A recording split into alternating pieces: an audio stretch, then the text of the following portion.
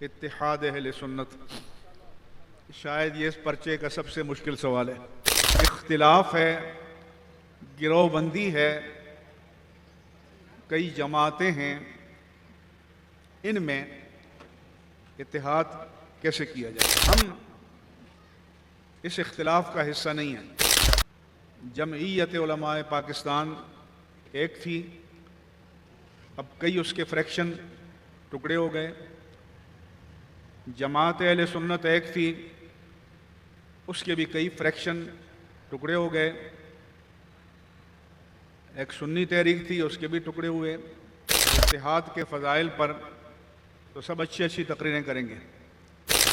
یہ اتحاد نہیں ہے کہ دو تین جمعیتیں بھی ہیں، دو تین جماعتیں بھی ہیں، دو تین تحریکیں بھی ہیں۔ قربانی اور ایثار کے بغیر تقریروں سے اتحاد نہیں ہو سکتا۔ حقیقی، کلی، معنوی اتحاد تب ہوگا اہل سنت و جماعت کے جو عقائد، معمولات متفقہ ہیں، مسلم ہیں،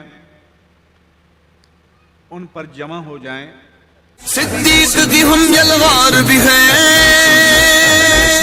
فاروق کی ہم تلوار بھی ہیں،